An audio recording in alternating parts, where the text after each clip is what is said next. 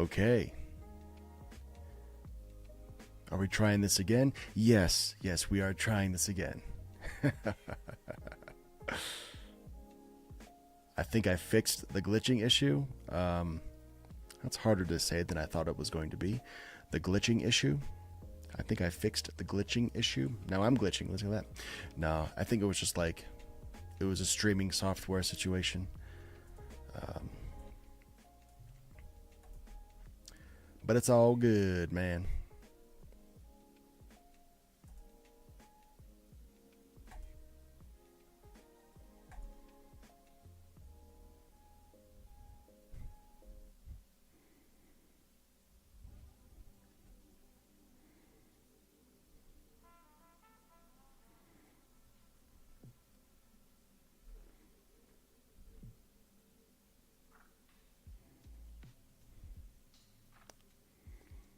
All right.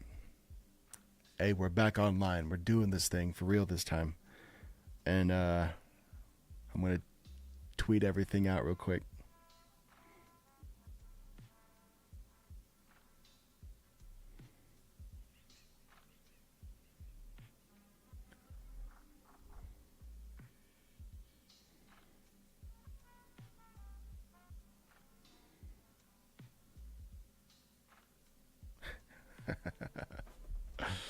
Oh, man. If you guys just... As I'm tweeting this out, I'm reading another tweet from Dodge, another horror narrator. Her name is Dodge This 82, and she's like, let me just read this out real quick. She's sitting down with the hiring manager, and the hiring manager looks at her and says, "Thank you so much for coming in and interviewing with our company today." Dodge says, "Of course." Hiring manager says, "This position can be stressful and require you to do collections work. Do you think you can handle that?" Dodge says, "I've done horror story collabs on YouTube." The hiring manager says, "When can you start?" That's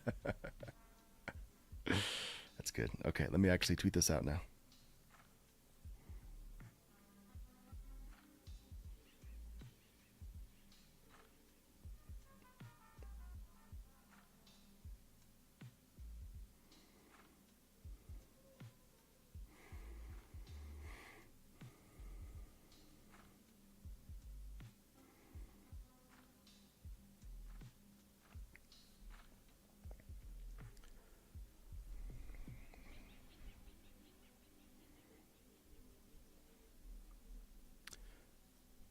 We back. Yeah, we back. This stream is gonna be a special one if I can get through it.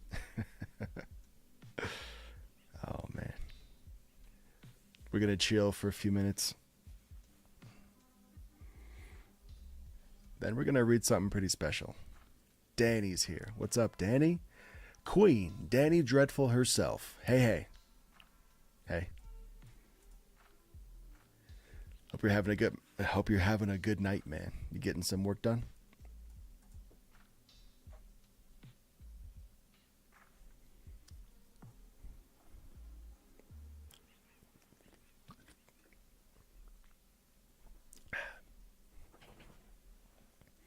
Oh, PA, what's up, buddy? PA Nightmares is in the house.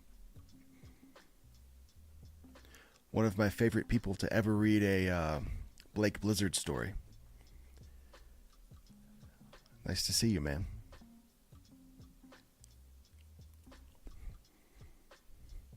I'm still tweeting everything out. Danny says, "Nothing got done tonight, but I binged some great trash TV." Okay, good. Good for you, man. Oh, so happy that you got to do that. We went to Best Buy tonight. We had a gift card that we were just like trying to blow up. PA, not much, man. Just saw you were live and wanted to stop by. Well, thank you, dude. This stream is going to be pretty cool, I hope. So here's what's up if you didn't know. I just finished an audiobook. Yeah, Danny is up late. I just finished an audiobook and it's available on Audible right now. The link is in the description of this video, and it will probably be in every description on all of my future videos as well, until the end of time. It's available now. You can buy the paper version or the audio version. Yeah, retail therapy for sure. I bought I bought an Elgato Cam Link so that I could use my DSLR camera as a webcam.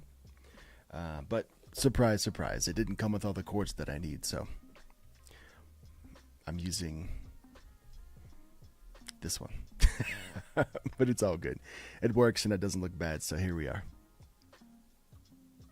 Yeah, we got a couple of Nintendo Switch games too. And just some stuff for the kids, man. Oh, audiobook. Yeah, so what we're doing in this particular stream is I'm just reading chapter 1 of the audiobook. It's actually, the way it's set up, it's pretty cool, man, because chapter 1 is almost like it's like a self-contained story within itself, if you stop right there. But if you go on to the rest of the book, it just opens up, and watching her turn chapter 1 into chapter 16, I think, it's cool. Danny says, yeah, quality looks good. Thanks, man. It was $40 on Amazon. It's my $40 smile.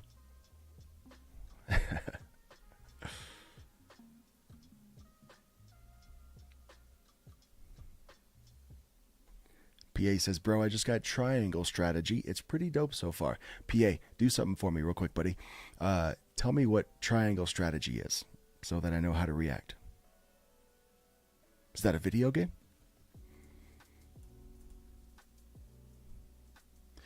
The only video games that I've been playing lately are Smash and watching my wife play Animal Crossing. Her island is pretty cool.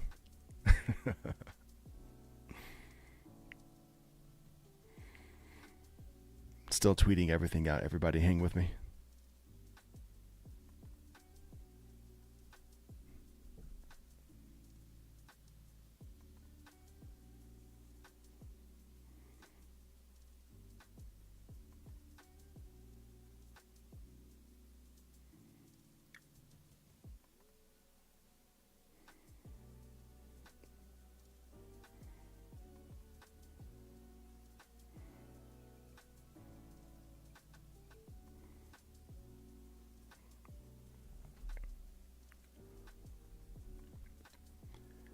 Triangle Strategy is a Switch game that is a strategy RPG. Awesome.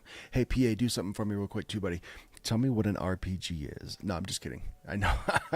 I know what that is. Danny says, my best friend loves Animal Crossing. We were talking about it yesterday. Her island is also pretty cool. It's ridiculous how customizable that is, man, because even my oldest plays it, and when he shows me his island, it's like, yo, he's like, yeah, this is the room that I made, and I don't even know what that means. And then when I watch my wife play it, she's like, here, this is my garden, this is Bianca's house. I guess Bianca is just a character in the game, I suppose. And she's like, here's the gym area that I made for you that I don't know, thank you.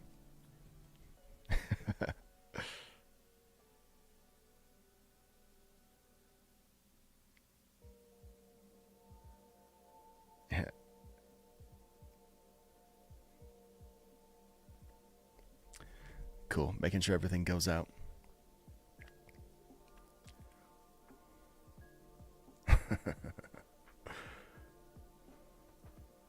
Yeah, man.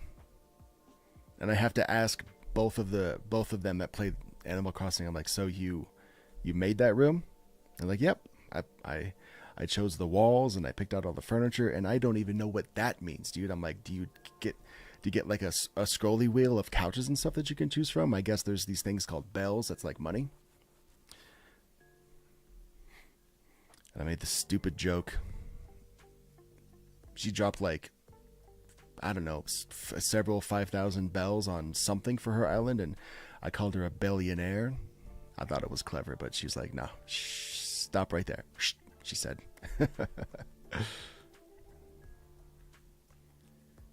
Obviously that joke's been,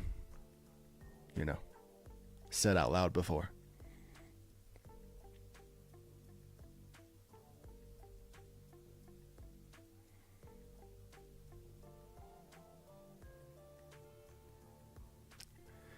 All right.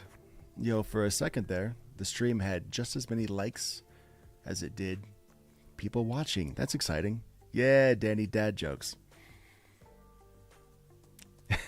I know.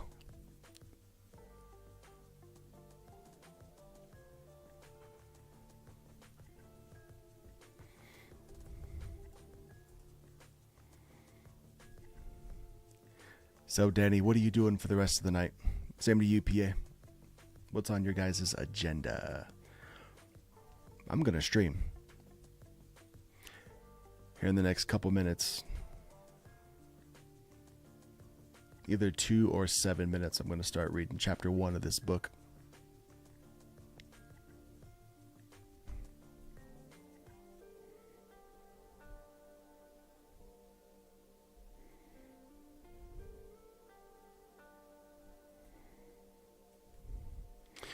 If the music is too loud, you gotta let me know, man.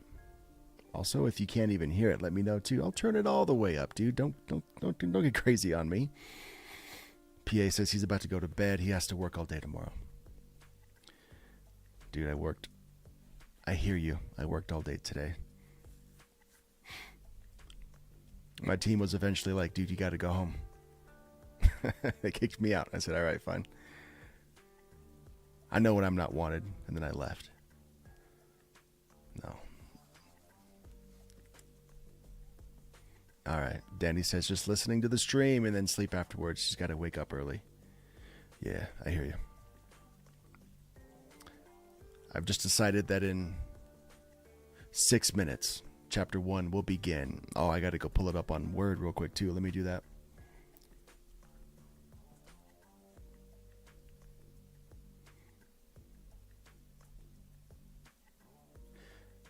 Work's crazy, dude. I went from like working 35 hours a week because I'm also going to school and just kind of chilling.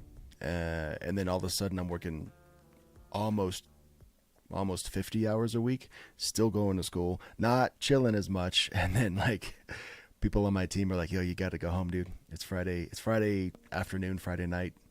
We got it from here. So they kicked me out. Work sucks.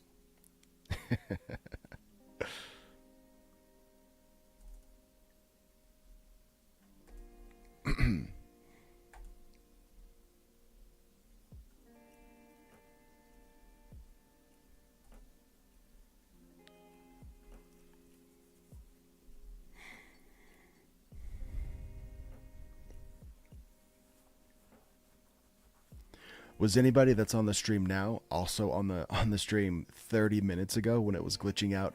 Hello. If you were, I'm sorry. And if you were, welcome to the new one. It was an internet streaming software stupid thing. I fixed it though. I'm pretty sure I fixed it. Danny says, LOL, it's okay. Soon you'll be a famous horror narrator and won't have to worry about the day job. Yeah, dude. First I need to learn how to say horror without hating myself. How about let me do that first? Thank you, though. Same to you, man. Same to you, Danny.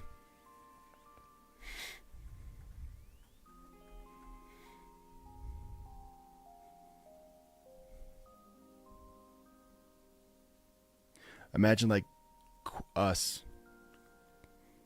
quitting our day jobs on the same day and being like, all right, this is what we do all the time now.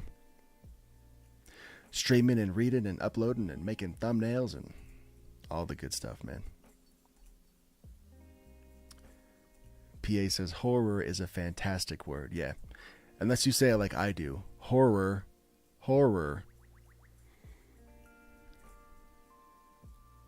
Vin. VYN. What's up, Daniel?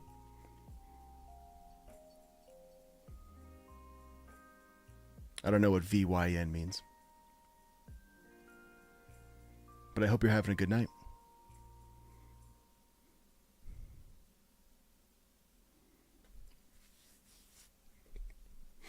VYN.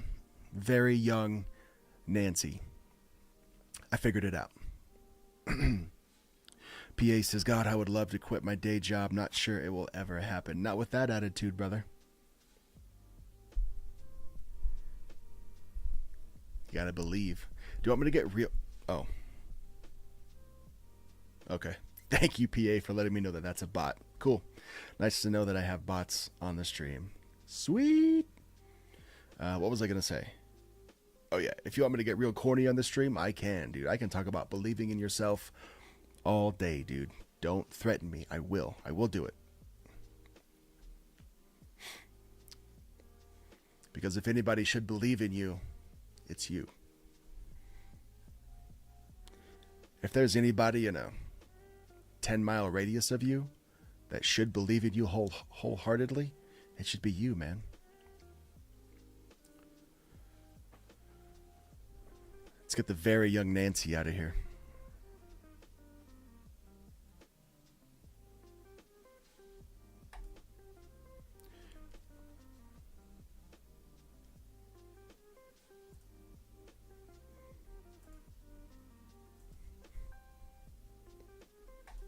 I think I just reported it.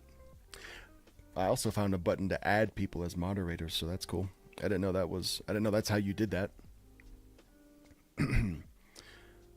We're going to start reading here in just a second, everybody. If the music's too loud, let me know.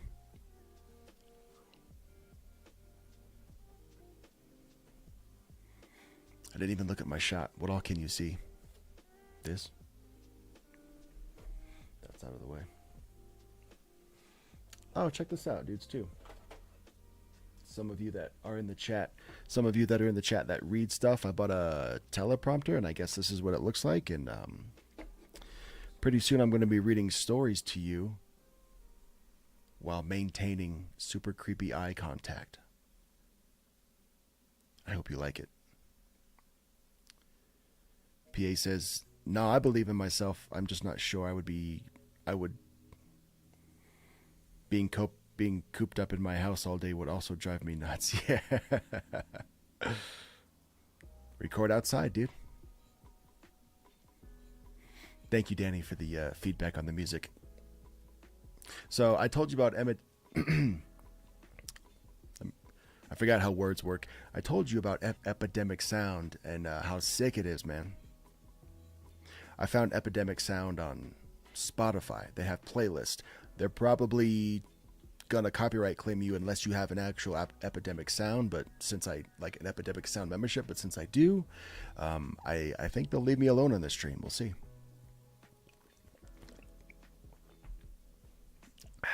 All right.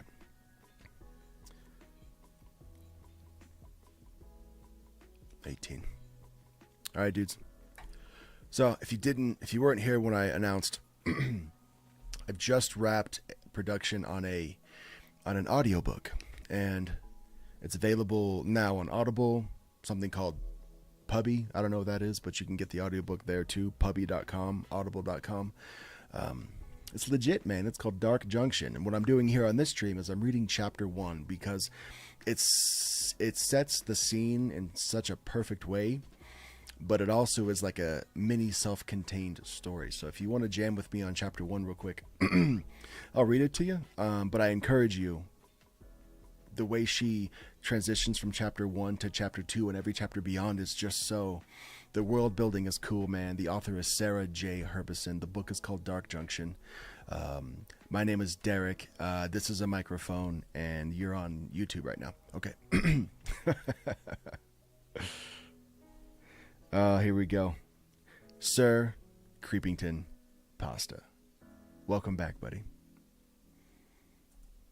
I fixed the streaming issue, dude. It was some internet stupid thing, and whatever. It's all good. We're past it. We're not going to talk about it. I've cried about it enough in the last half hour. Yo again. All right. Let me put on my narrator voice. Let me put on my narrator chapstick.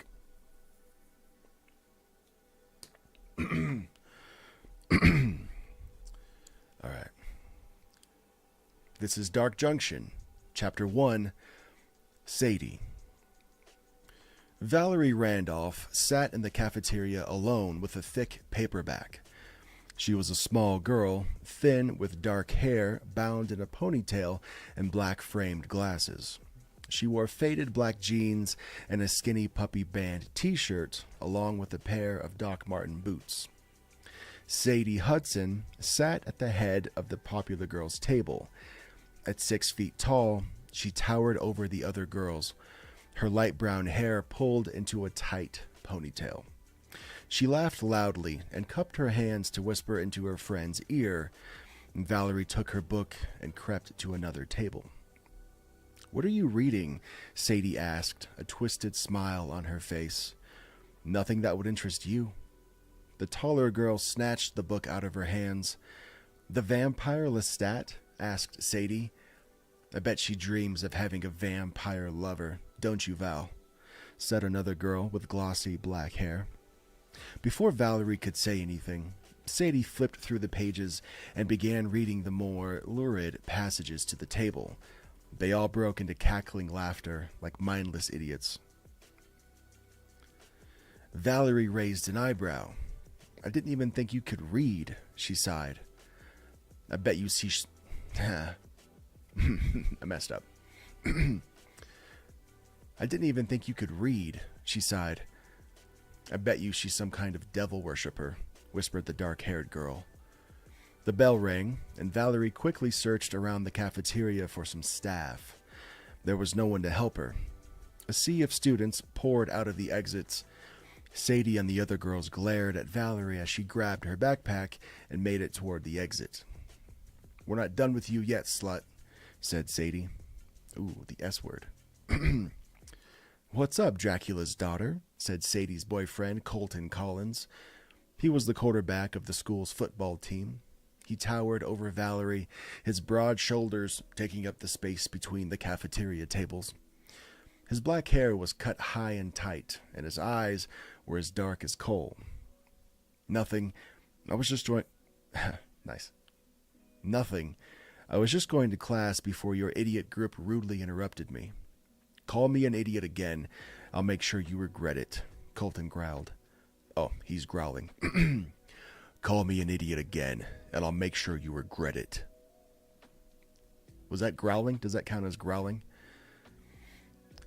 "You just threatened me with assault," said Valerie. "I'm going to report this." "My dad's a cop. It won't stick. I could make you disappear, and no one would question us," said Colton, a cold smirk on his lips. I'm checking out the chat. Everybody's being nice. Thank you. Love it. Valerie sprinted to her next class, occasionally... Oops. Let me take that one back. Valerie sprinted to her next class, occasionally taking a nervous glance behind her. She was out of breath as she reached her desk and unpacked her textbooks on American history. Tears poured out of her eyes, leaving black trails of mascara down her face. The entire class stared in silence. Mr. Russo, her elderly history teacher, padded up to her. He was gentle, soft-spoken, and shy. Miss Valerie, are you all right?" he said under his breath.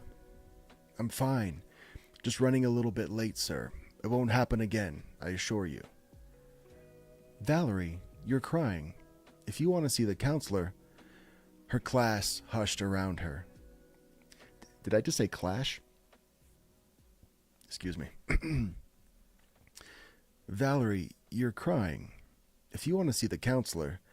Her class hushed around her, trying not to look at her crying and politely turning away. "No one listens to me, sir. I need to focus on my GPA. It's the only thing that'll get me out of here."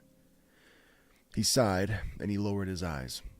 "Miss Valerie, I'm going to write you a note to go to the nurse's office to clean up."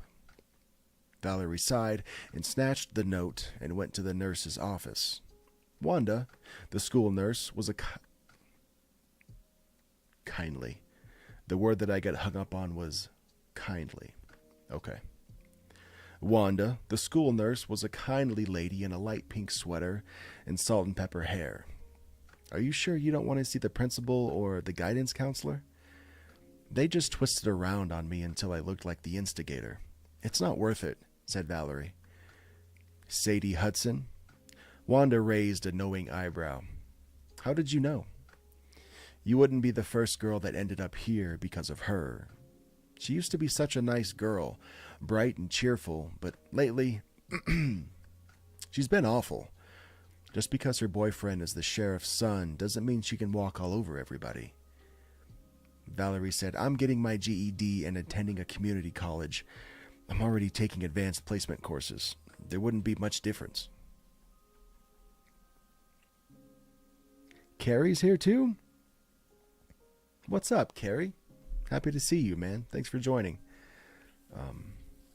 In case you missed it, I just finished an audiobook called Dark Junction with an amazing writer. Her name is Sarah J. Herbison, and that book is available right now on Amazon and Audible and wherever you buy audiobooks. This is chapter 1.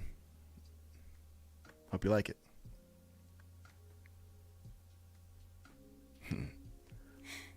Why don't you take the rest of the day off? I'll write you a hall pass. You have near perfect attendance. I don't think going home early once will hurt your record. Thank you. Valerie took the hall pass and breathed a sigh of relief, finding the halls were empty. She owned a small Geo Metro with duct tape around the mirror. She won it in an auction for a little over $200. It coughed a few times, but she coaxed it in the running. Quick side note, this chapter 1 is set in the 1990s. So imagine, early mid-90s driving a Geo Metro with duct tape on the window, winning that thing at an auction for $200. Might set the scene for you a little bit. Carrie says, okay, gotta check it out. Yeah, man, for sure. This is chapter 1, so if you like this, there's 15 more chapters after this one, dude. It's awesome. Sarah's such a good writer. It coughed a few times, but she coaxed it into running. She pulled the Sisters of Mercy album, Floodland, from a book of burned CDs. The bombastic music sounded muffled and tinny through the second-rate speakers and shook the side view mirrors. She drove through the winding mountain roads and thick forest of her home. The woods parted for the town of Junction. It was a tiny... Junction, that's in the name of the book, Dark Junction. Okay, you see where this is going. It was a tiny village with a few houses, a gas station, and a post office. At the bottom of the hill, there were brick ruins of an old ironwork from the 1800s. The structure was twisting in decay at the foot of the mountain pass. There were rumors of a terrible fire nearly a century ago that left the factory in ruin. The town existed between 3 states, Maryland, Pennsylvania, and West Virginia, roughly 100 miles from the D.C. and Baltimore metro areas.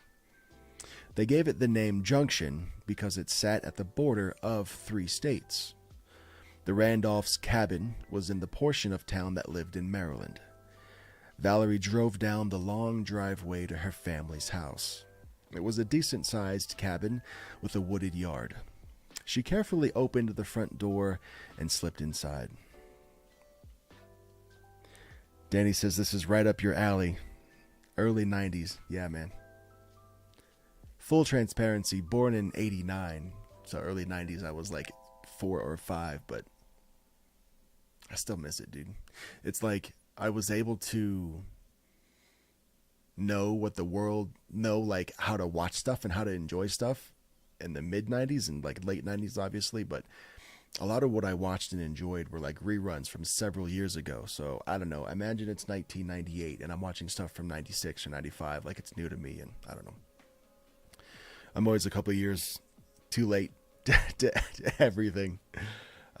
But hey, man, if you have a favorite 90s show that you watched or rewatched now, put it in the chat. Let me know. I'm curious. I've got a couple, but I want to see yours first. She carefully opened the front door and slipped inside. Her parents were at work, and her brother and sister wouldn't be home for the next few hours, so she had the house to herself.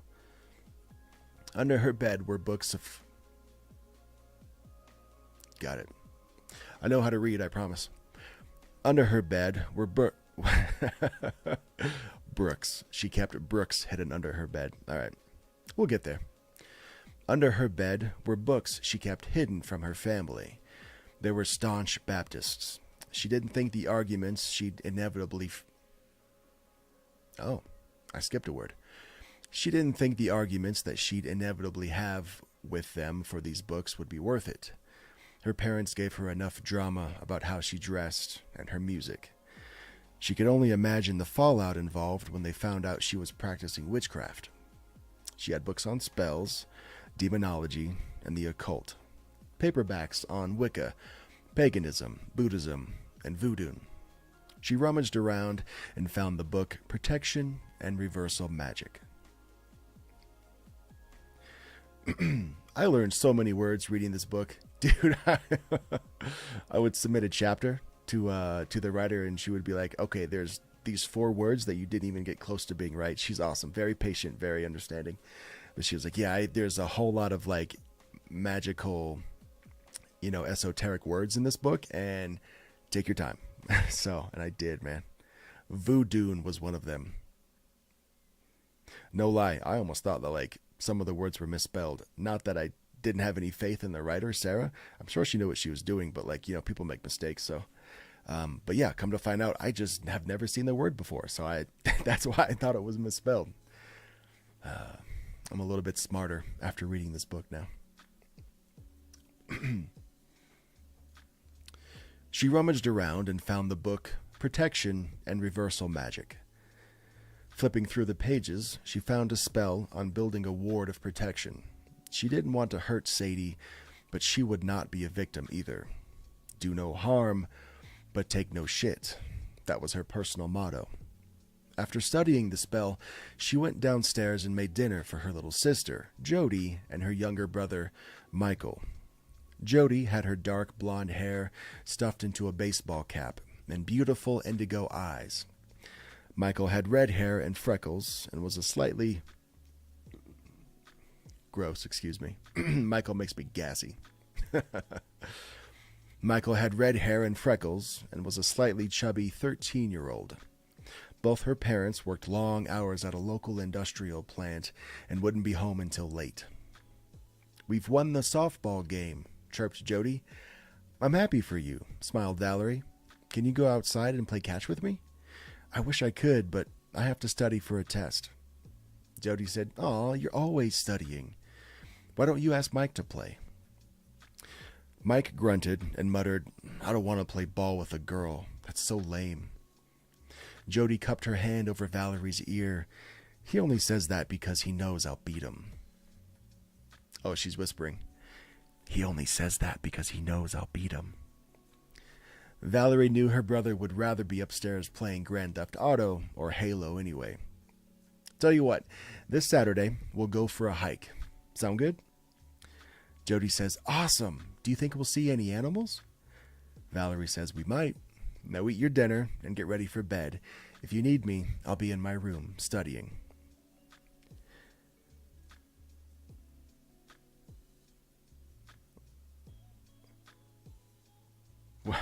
I lost where I was. There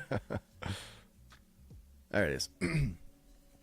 Valerie cleaned up after dinner and argued with Michael to do his homework as Jody dutifully studied and went to bed, after convincing her big sister to play a game of hacky-sack. Oh, that came out weird. Valerie cleaned up after dinner and argued with Michael to do his homework as Jody dutifully studied and went to bed after convincing her big sister to play a game of hacky-sack. Exhausted, Valerie went to sleep, setting her alarm for 3:33 a.m., the witching hour. When she woke up, the moon shone brightly through her window. Valerie emptied her backpack of textbooks and packed the spell book. Valerie packed the spell book.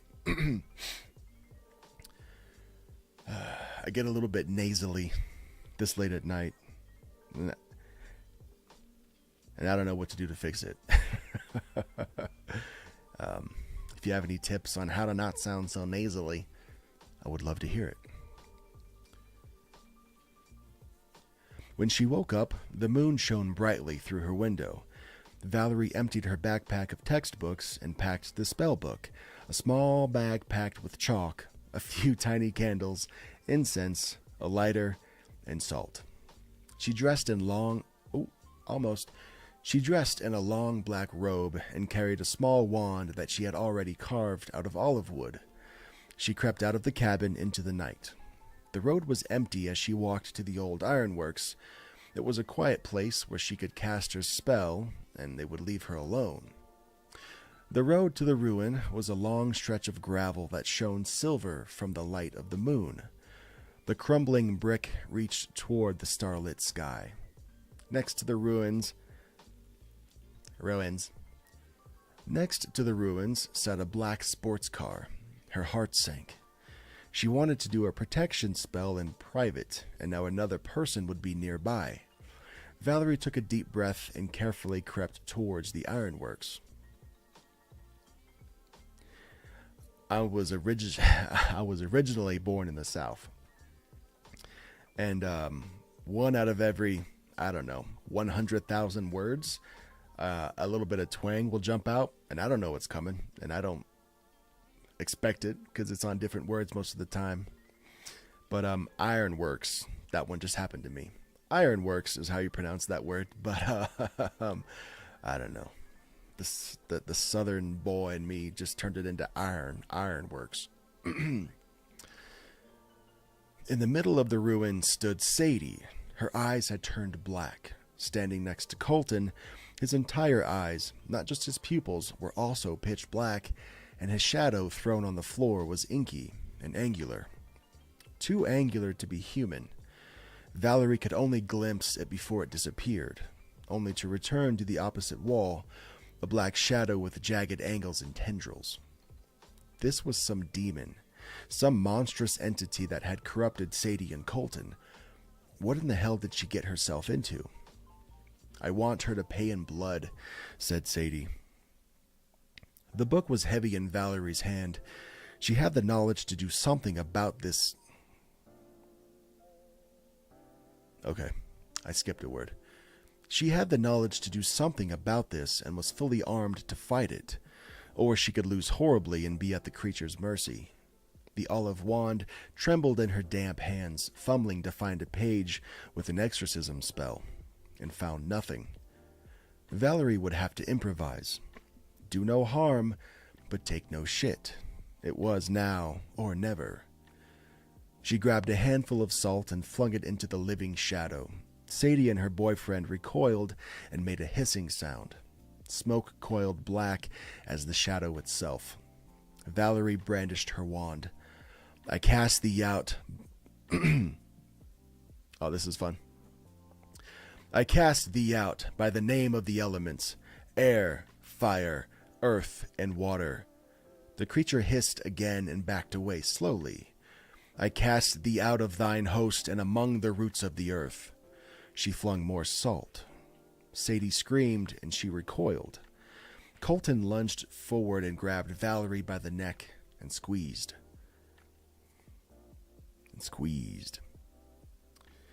The tiny girl was amazingly strong in defiance. Down and out. Oh, we're still chanting spells. "Down and out among the stones and roots." She screamed and chanted over and over between gasps of air. A loud, inhuman shriek cracked through the darkness. A force yanked him away, and he hit the brick wall of the ruin, laying limply. Valerie got up and coughed hard but caught her breath. Her throat burned, and her neck felt bruised. She went over to Sadie and grabbed her arm. She said, "Come on, we have to run." Sadie nodded and got up slowly in a daze. Valerie used nearly inhuman strength for her size and yanked Sadie behind her as she ran at full speed. Gravel slid beneath them as Valerie hitched up her... I ran out of breath. Nobody told me you were supposed to breathe like between lines and stuff. I'm learning this all as I go. Valerie used nearly inhuman strength for her size and yanked Sadie behind her as she ran at full speed. Gravel slid beneath them as Valerie hitched up her long black robe to run faster. The inky shadow was getting further and further behind them. "The car?" panted Valerie. "It's Colton's. He has the key," screamed Sadie. They kept running until they reached Valerie's cabin. "It's safe in here, but I need you to be quiet," said Valerie. "What the fuck just happened?" asked Sadie. Tears were streaming down her eyes and her nose was running. I don't know. An exorcism. Shh, just go in." Valerie carefully unlocked the door to her house. They walked upstairs quickly and silently. Once inside her bedroom, she threw down a line of salt lining the entrance. "This is my abode, Hecate, protected from darkness and spirits unknown." I'm still waiting for you to tell me your favorite 90s show, so I can tell you mine. One weird thing about some of these words is that I definitely, if you know me, then you know I mispronounced some words. And when I came across this line, "This is my abode," I had just been working in Photoshop and Lightroom and stuff, making like some images for thumbnails, I guess. And my brain read it as Adobe. So I originally submitted chapter 1 with that line, "This is my Adobe," instead of abode, because my brain was dumb and just wired to read Adobe. That did not fly, obviously, so I redid it.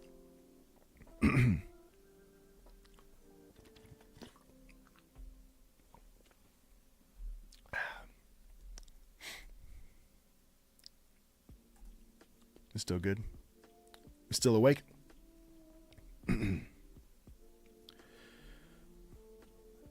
There was an immense pressure, and then the room felt brighter and lighter. Sadie stared at Valerie, her jaw agape.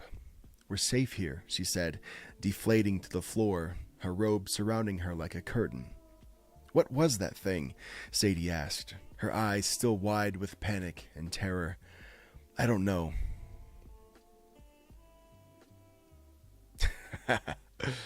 Oh, sometimes they're just like, we're doing it live, man. This is what it's like when we do it live.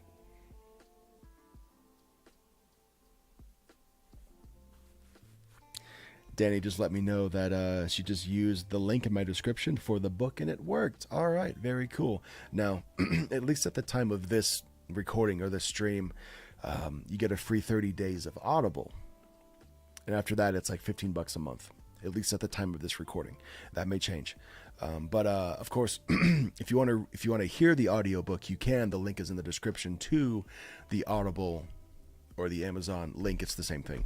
But if you finish the book within the first 30 days, you can cancel your Audible membership and then not pay for anything, or you can keep it active and just pay the monthly subscription if you intend to, read more or listen to more audiobooks or finish Dark Junction if you haven't yet.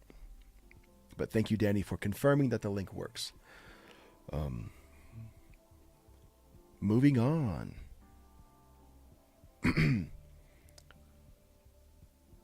I don't know, but whatever it was, it isn't good. It has Colton. Help him, please, Sadie suddenly implored her. Sadie, we're lucky we even made it out alive. I don't think I can fight that thing, Valerie said, already exhausted from their ordeal. Try, Sadie cried out, her face bright red and her nose still running. Look, give me some time. Maybe I can build up a way to banish it for good. Sadie trembled and sobbed. Valerie sat beside her and put an arm around her shoulder. Val, I'm sorry for how I treated you. It wasn't you. It wasn't even a person, Valerie sighed. Don't worry. I'll find some way out of this. She let Sadie sleep on her bed,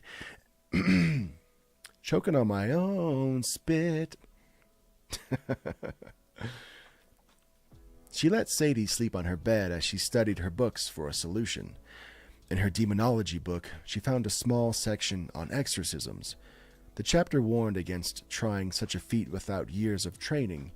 Demons and evil creatures hated strong willpower and faith. It didn't specify any religion.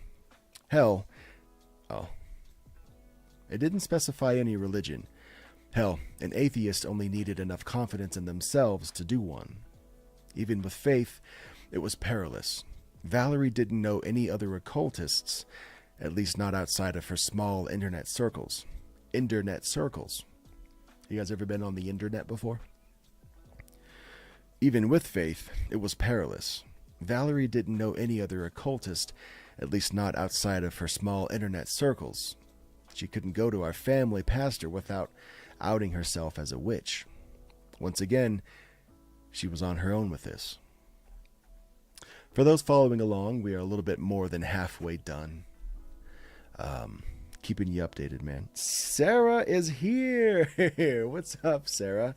Everybody, the author of this book is in the chat right now. Say hi. I was just talking about Sarah, how I was very good at mispronouncing a bunch of words in this story. You really had me on my toes and checking Google pronounce and YouTubing how to pronounce things. Thank you for all your patience and your understanding and letting me know when I messed up, man. I really appreciate that. Sarah, if you're just joining us, I know you just said hello. Thank you. We're reading chapter 1 of your book, Dark Junction.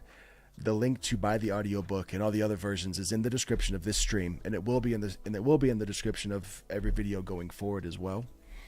And one of us in the chat tested the link. It works. I think they bought it, or at least they have planned to. So, catching you up to speed, man. We're a little bit more than halfway done with chapter 1. Yeah, Sarah says, I wrote a tough book. Yeah. This was my first completed audiobook, and it was quite the doozy, man. Nothing like diving in with your feet first, dude. That's the phrase, right? Yeah, okay, pretty sure. Happy you're here, Sarah. Let me backtrack a little bit. She couldn't go out to our family pastor without outing herself as a witch. Once again, she was on her own with this. She walked into school the next day. The halls were silent. People stared at Sadie and Valerie. Cupped hands whispered into ears.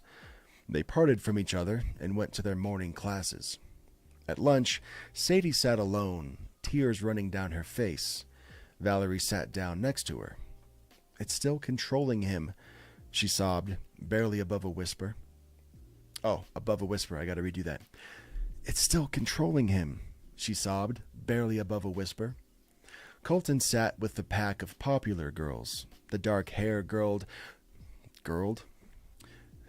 The dark hair girl.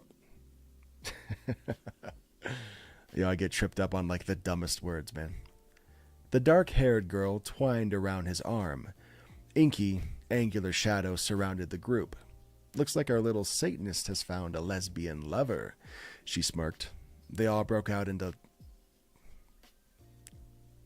I'm going to learn how to read one day, and then we're on. They all broke out into tittering laughter. Leave us alone, said Sadie. Or what? You'll leave me behind to make out with a witch, said Colton. Shh, Valerie said under her breath. Remember, it's not them.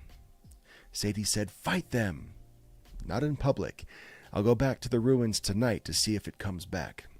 Sadie nodded, and her shoulders shook. Her eyes were red and swollen from tears, as Valerie realized... I gotta work on my enunciation. Her name is Valerie, not Valerie. Her eyes were red and swollen from tears, as Valerie realized it had taken years to build up a thick skin to being bullied and laughed at and sitting alone at lunch. This was Sadie's first day of experiencing what Valerie had all her life. I didn't do my vocal warm-ups before the stream started. That's why I'm all slurry. This was Sadie's first day of experiencing what Valerie had all her life. She focused on her schoolwork all these years and built a wall of sarcasm to protect her. Colton, you're just upset because your girlfriend thinks I'm better in bed.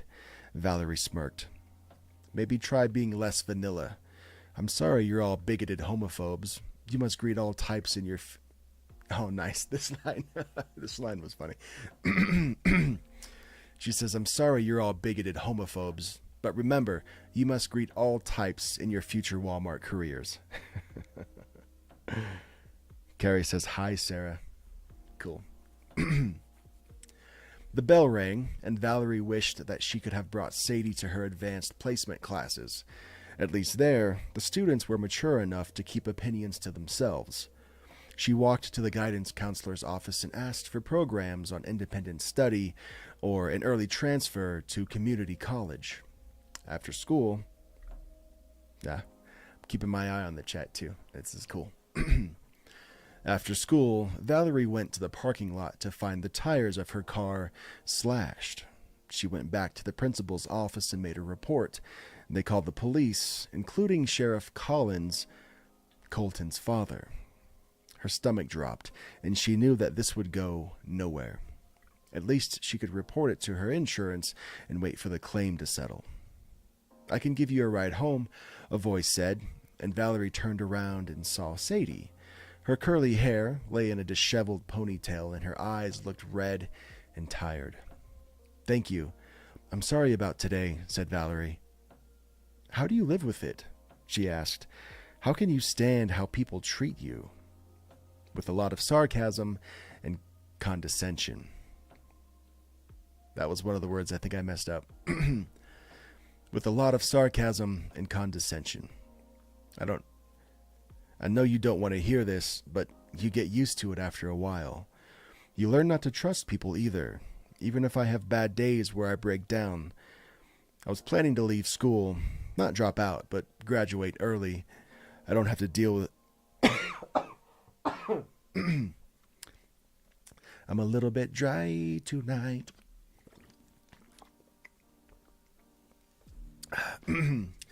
Sorry, everybody. If I choke to death on the stream, share it out. Morbid. I don't have to deal with this bullshit anymore. I never want to see this town again. Hearing this, Sadie burst into another round of tears. I'm so sorry for the way I treated you, she said. Valerie said, it wasn't you. Sadie says, it was. That thing may have been inside me, but it didn't have complete control. It would whisper to me. It would tell me such mean things, but it didn't make me say anything. I could have ignored it. All right, if it makes you feel better, I forgive you, said Valerie, as she accepted the ride home.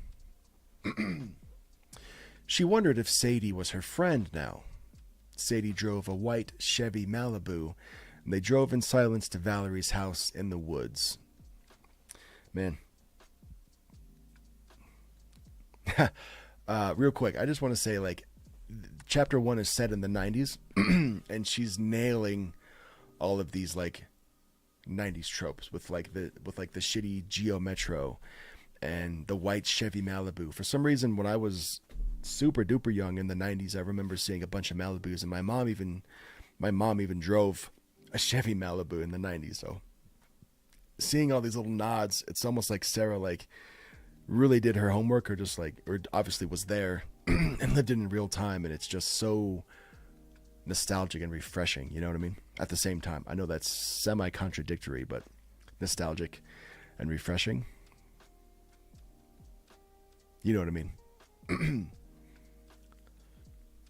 Sadie drove a white Chevy Malibu. They drove in silence to Valerie's house in the woods. Look, I'm going to go to the ruins tonight and try to fight this thing, said Valerie.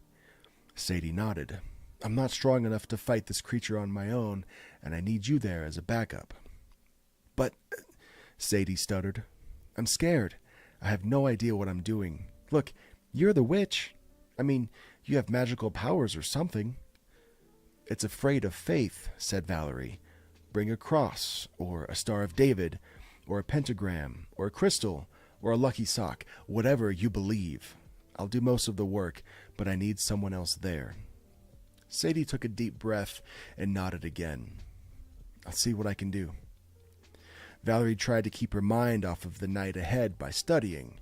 She worked on a term paper for a few hours, going to the kitchen to grab some leftovers. Her parents, off from work early, were engrossed in reality shows. She told them about her car and that she had already reported it to insurance. Her father had said he would call the tow truck in the morning without removing his eyes from the television. She gathered her materials, a bag of salt, her olive wand, and some spring water that was left in the moonlight. It wasn't holy water in the traditional sense, but it was the best she had. The evil creature was afraid of force, afraid of will, fearful of faith. Do no harm, take no shit. Sarah, that's one of my favorite lines in the whole book, and I'm so glad it's a recurring thing. Sarah says, I'm a practicing witch that was a teenager in the 90s. Nailed it. It's like you were there. Very cool. That makes me happy. All right. Do no harm, but take no shit. After her parents went to bed, she left the house quietly. The full moon shone overhead, casting blue light on the gravel roads. There's only one road. You ever put an S at the end of a word and just make it plural for no reason? I do. The full moon shone overhead, casting blue light on the gravel road towards the ruin. Wood creaked under her feet as she entered the crumbling structure. Sadie? She called out softly. A body hung limply from one of the brick pillars in the silver light. It was Sadie. Her curls dangled over her face, and her eyes were still open. Oh, here we go. This is Colton. I had to adopt a lower voice for Colton. Poor girl. It seems she wasn't strong enough to handle ridicule. A raspy voice whispered in the darkness. She's not strong, not like you. Oh, now we're casting a spell. This is sick. This is one of my favorite parts of the book too, man. Like, casting the spell was cool. Down amongst the trees and out upon the roots, Valerie shouted. Colton flinched and leaped back. Fumbling with the bottle, she splashed all the holy water into his face. Steam poured off of his shadow, and he wailed in pain. Down amongst the trees and out into the roots. Leave, go back to whence you came. Be gone. Colton hissed and shuddered a bit. The dark angular shadows lifted from him. Valerie pushed every bit of energy and will through her olive wand. Be gone! Another shudder. Dizziness struck her, and she staggered. By Gaia, Hecate, Bridget, by fire, earth, air, and water, by moon, sun, earth, and stars, I order you. Get out! The shadow made a ripping sound, and Colton screamed, followed by disturbing laughter. That was a valiant attempt, little witch, said Colton.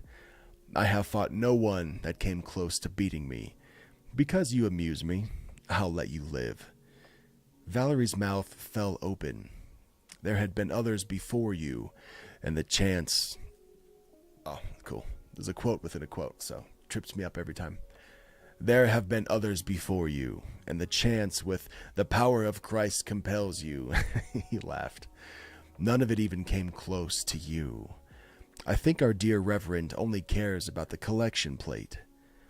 Colton's darkly handsome face twisted as he smiled wistfully. But you get called a Satanist, face ridicule and cruelty every day, and have more faith in yourself than he does in God. I find this very amusing, and I respect you for that. Begone! Valerie cried out again, advancing with her wand. Colton chuckled and put his finger over Valerie's lips. You won't speak about this to anybody. I'll report Sadie as a suicide.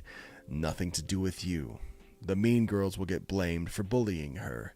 You'll get excellent grades and graduate early. You'll leave this town altogether and not look back. She went to cast the Kathed. My lisp is showing.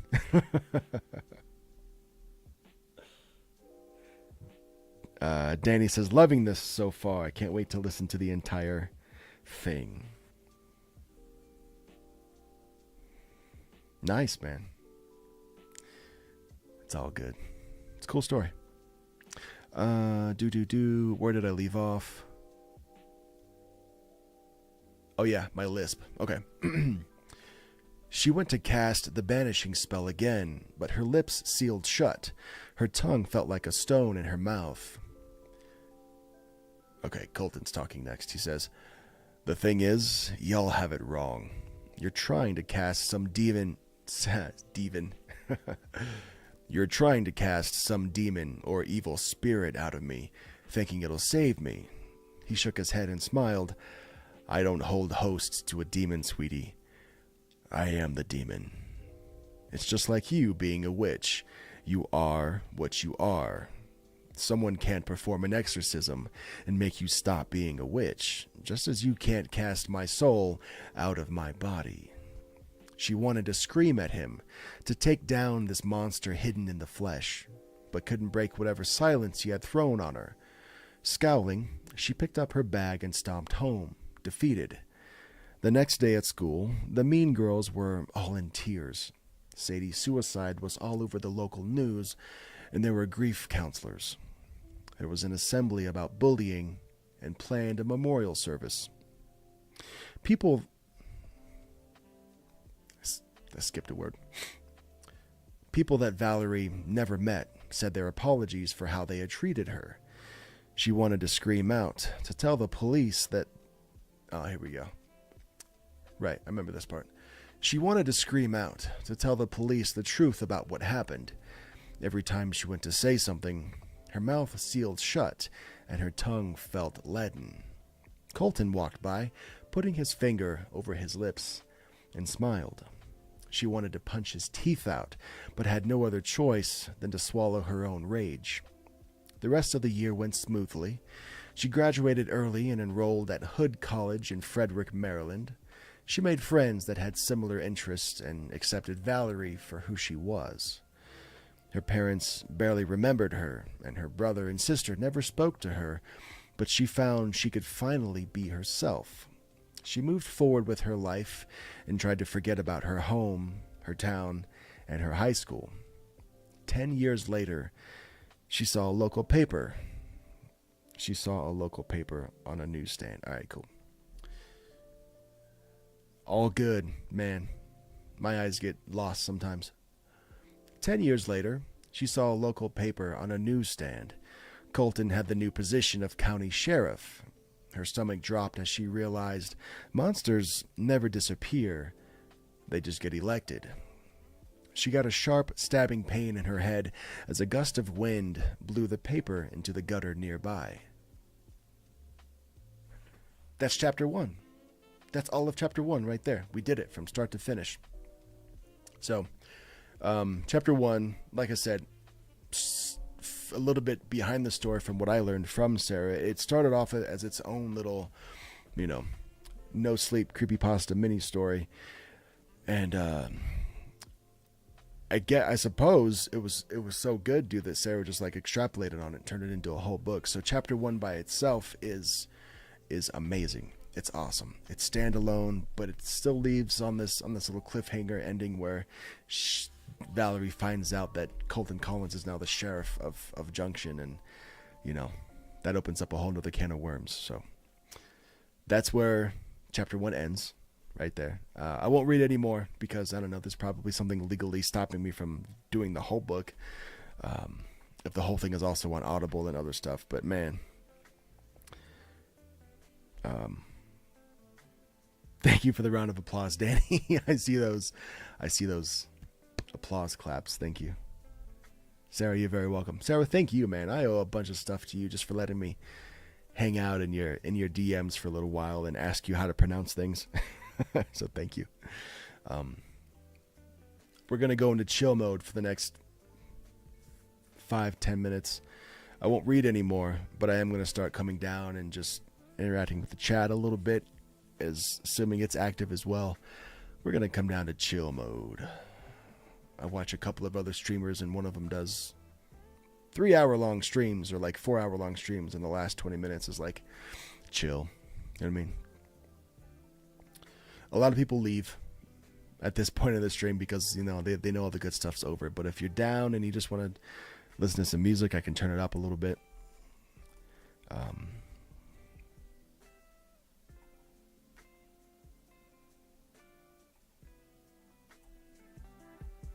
If that's too loud, let me know.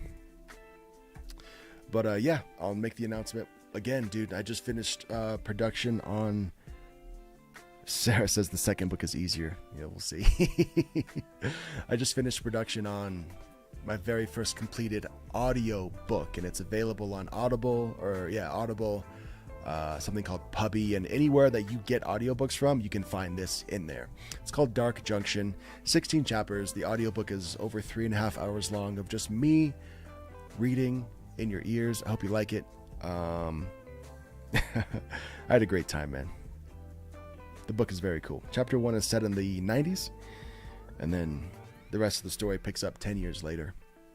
And it's all about witchcraft and, you know, confronting demons and monsters and a little bit of teamwork.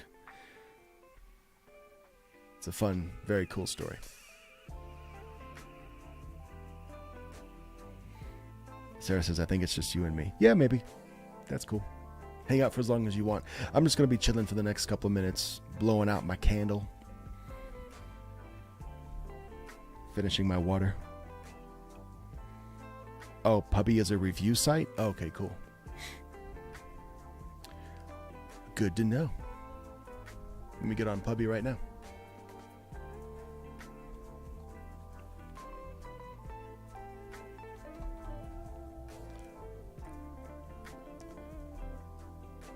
Pubby, proven by over 100,000 reviews. Cool.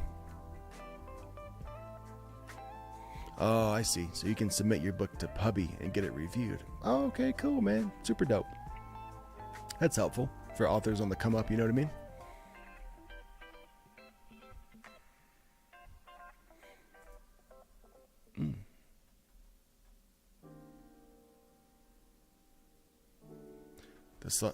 The song is called Shoe Shinin'.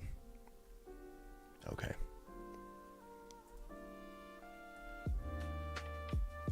Turn it up just a little bit. Couple things about myself and the channel. At this point, channel's less than a year old. I think I started it in May of 2021. Yeah, so almost a year old. I don't do a whole lot of on-camera stuff, so this is new and fun for me. Hope you enjoyed it. I do intend on doing more on-camera narrations in the future. I put one out, you know, last Wednesday. By the time you watch this, it could be weeks or months from now. But anyways, yeah, I put one out just a few days ago, and I bought a teleprompter, dude, so I can put the stupid teleprompter thing in front of the camera so it'll look like I'm reading you creepy stories and not breaking eye contact. That's creepy.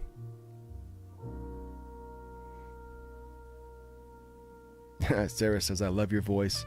It's super chill. You should get your book soon. Thank you.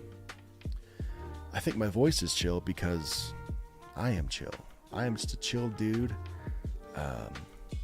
All I want to do is live my life and, you know, tell dad jokes and stuff, make some friends, read some books.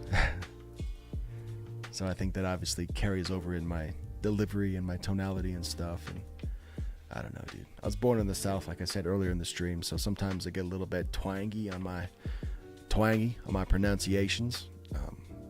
But living in, you know, the Rocky Mountains for the last many years, the accent is gone, and now I almost have no accent. At least that's what I think.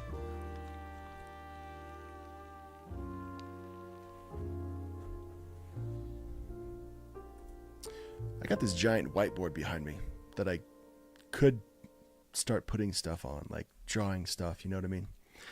And if you notice on my set right here, I got, how do cameras work? Whatever. You see all the pictures behind me. I got, this is going to be fun. This is how dumb I am. I don't know how mirrors work. Frankenstein. Classic mummy right here.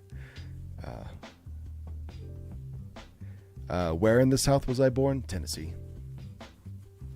Tennessee. Middle Tennessee. And you only call it Middle Tennessee if you're from Middle Tennessee. Like, I don't know. But I got a bunch of family there. And in some of the surrounding areas. You notice a bunch of the horror frames on my floor around my set. Those are from my in-laws. We go to a bunch of, Comic Cons and horror cons and stuff, and we pick up art. They got all these frames on the floor for me. Wolfman, creature from the Black Lagoon, Frankenstein. You don't see Frankenstein, Bride of Frankenstein, because I think she's behind me.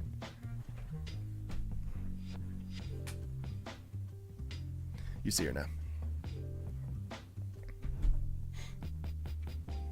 The Rockies are the Appalachians on steroids. My sister lives in Denver. Yeah, man, the Appalachians are a lot older, like geographically speaking, much older. So they're eroded and they're a lot smaller. The Rockies are a new mountain. This is when I pretend to be a geologist. I'm like, yeah, the Rockies are a new formation, so they're very much, tall, and over time they'll be as small as the Appalachians as well. Yeah. Oh, yeah. I would like to visit the mountains in, like, Northern California. I think that'd be cool.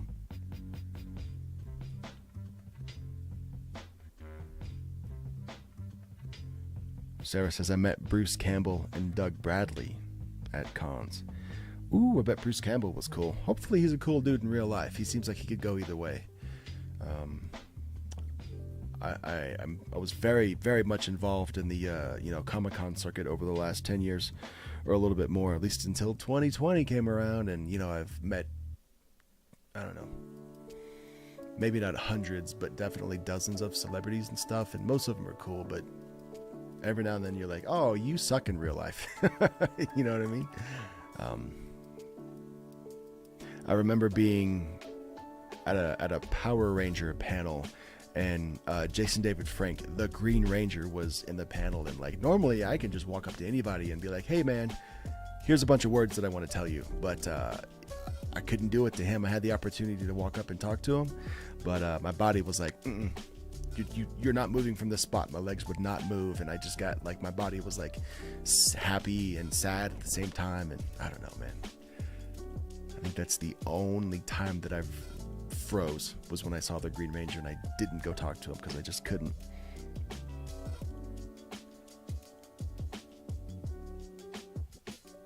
Very tall and very sarcastic. Cool, man. Yeah, that's all good.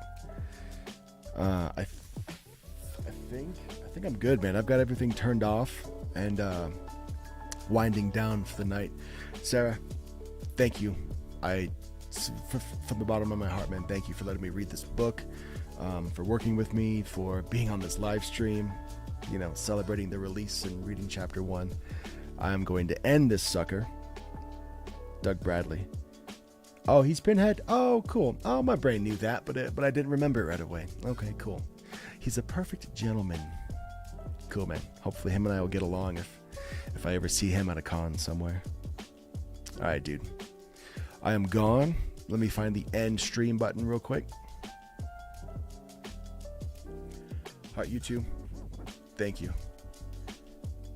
Good night.